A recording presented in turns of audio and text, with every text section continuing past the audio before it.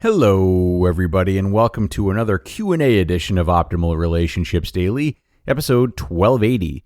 I'm your host, Greg Audino, and the question I'll be answering today is a question that I'm really excited about. We're going to be talking about the idea of transaction in relationships.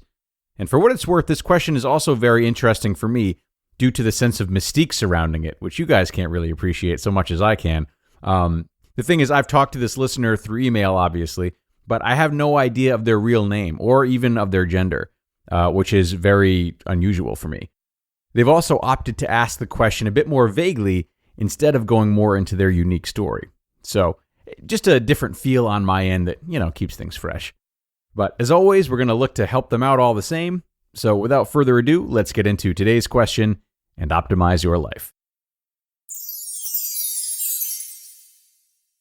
I would love to get your input on people who perceive relationships, friendship, romantic, familial, professional, as something transactional and conditional.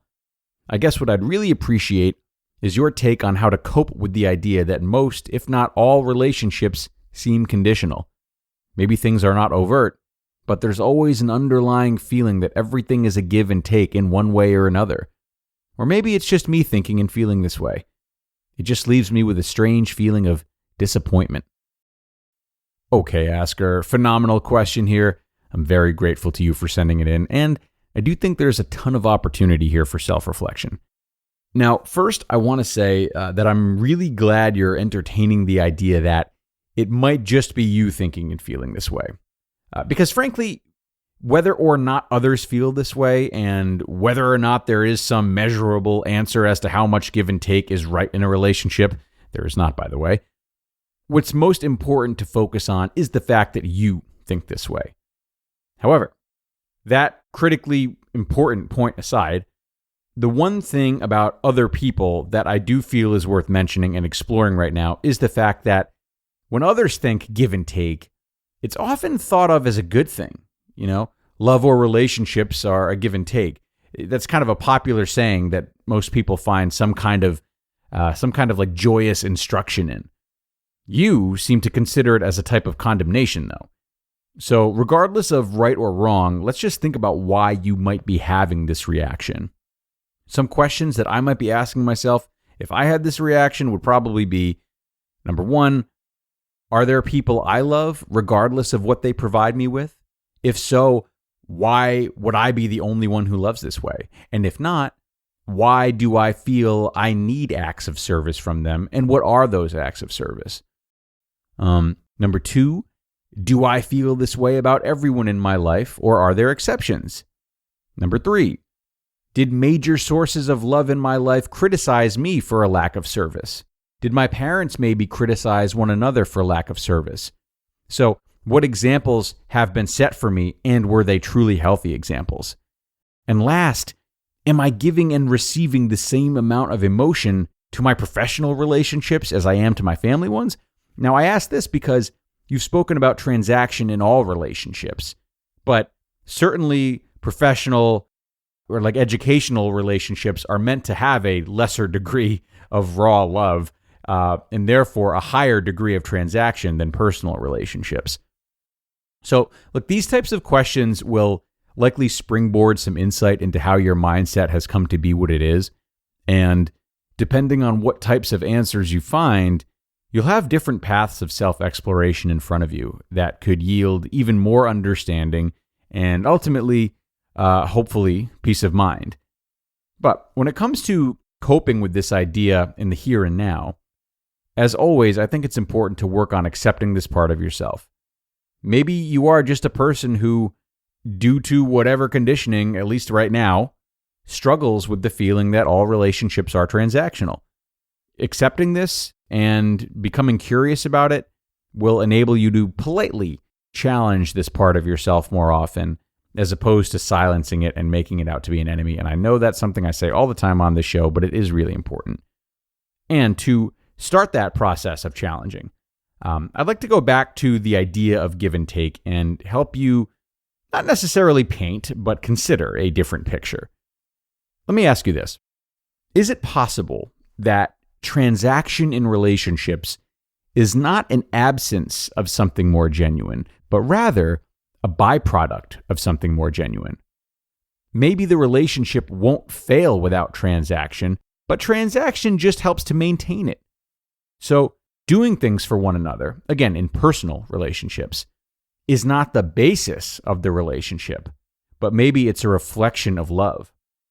So, since I love you, I want to show that love by doing things for you, and might expect you to express your love by doing some things for me, because that's how I express love. Or, I love you, therefore I do things for you, instead of I do things for you, therefore I love you.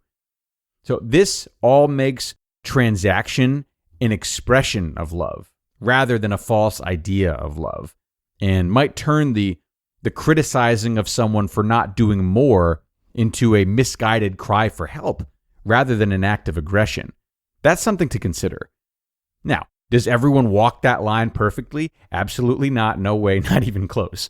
There is a never-ending dance between expecting too much, giving too much, expecting too little, giving and wanting to receive love in different ways, and of course, being able to understand and communicate all of this efficiently. So to me, there's an endless array of confusion surrounding this that contributes to a lot of relationships feeling more transactional than they should be, or that the people within them want them to be. And I think that is where the self-reflection, individual therapy, and of course couples therapy can be extraordinarily useful. But right now, my hope for you is that you can, again, work on being more accepting and curious of this bias you have, while also starting to whittle away at it and acknowledge that not only does transaction vary in different relationships with different people, but that the motivation behind transaction is not always absent of love. Now, folks, if you are looking for some of the most stylish clothing and furniture around, look no further than our new sponsor, Jenni Kayne. Jenni Kayne is an amazing brand that makes shopping for clothes and home essentials absolutely effortless, as they're known for creating high-quality, stylish pieces that work for any situation. And honestly, this also makes Jenni Kayne a huge time saver, because there's no more guesswork when picking out your outfit for the day. I've worn a few of their items, and they're always reliable, versatile, and of course, very comfortable. I've especially liked having some sandals to wear around the house here in the wintertime. Their shearing slide sandal is great for men and women alike, and they keep your feet extremely warm.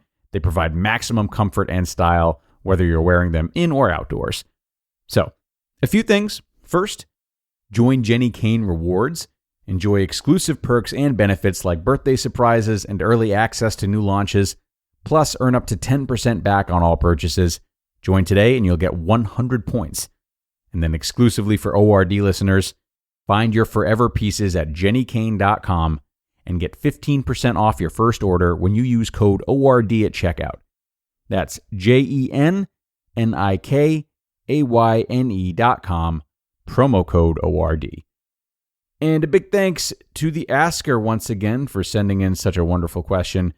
A question that I hope leaves all of us wondering a little bit about the level of transaction in our own relationships, and specifically, what drives that transaction and how much we are relying on that transaction. Regardless of the motives behind it, the transaction of behavior inside and out is a big part of the engine that runs a relationship, and we really want to be mindful of that. But again, we need not be scared of that, right? As I say all this, I'm looking at one of my cats right now who I feel nothing but pure love towards. Yet still, of course there's transaction in that. Would I have gotten him if I didn't expect his presence to fill me with that feeling of love and joy? No, I might as well have gotten a pet rock.